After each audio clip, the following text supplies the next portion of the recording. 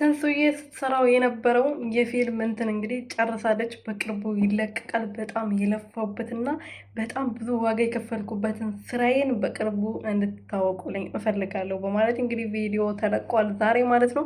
ሩትዬ እንግዲህ ባለፈው ነው በዛውም ቤት ሄዶ ያንን ቪዲዮ የሰሩት ይመስለኛል እና ያን ቀን ሄዶ የትንሱዬ እንትን የነበረ ቀን ማለት ነው እና አብርሃም ተገኝተዋል። አቤል፣ ኤፍሬም፣ ሩቲ፣ ማርክ ያልተገኘበት ወይም ደግሞ እንኳን ደስ አለሽ ያላለ ሰው የለም እና ትንሱዬ በጣም ጎበዝ ነሽ፣ ጀግና ነሽ። እንደዚህ በዚህ እድሜ ገና ወደ ሚዲያ ራሱ ከመጣሽ ብዙ አልቆየሽም እና እንደዚህ ይህን ስራ መስራት ማለት በጣም ጀግንነት ነው እና ከዚህ በላይ ደግሞ ብዙ ስራዎችን እንደምታሳይን ፊልሙ ደግሞ ጥሩ እንደሚሆን ተስፋ እናደርጋለን። በቅርቡ ይለቀቃል ተብሏል። ሩትዬ የሚለቀቅበት ቀን ነው የናፈቀኝ ብላለች። የኔ ድምቀት ማለት ነው።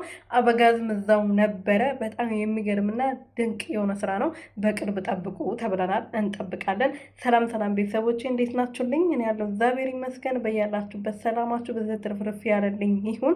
ለዚህ ቻናል አዲስ የሆናችሁ ሰብስክራይብ፣ ሼር፣ ላይክ እያደረጋችሁ ቤተሰብ ሆኑልኝ። እኔ ወርቅና ውድ የሆናችሁ ቤተሰቦቼ እንግዲህ ሩትዬ ልዕልቷ በአላዛር ቤት የተለቀቀው ቪዲዮ ማለት ነው መታለች። አብርሃምም አለ፣ አቤል አለ፣ ሁላቸውም አሉ እና ያው አብርሃም ሚስቱን ይዞ ሄዶ እዛ ፕሮግራሙ ላይ እሷን ሊወስዳት ሄዶ ነው ቪዲዮ እየሰራው።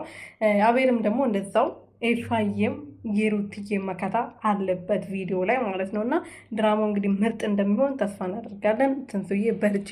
ከዚህ በላይ ብዙ ነገር ከአንቺ እንጠብቃለን የኔ ጀግና።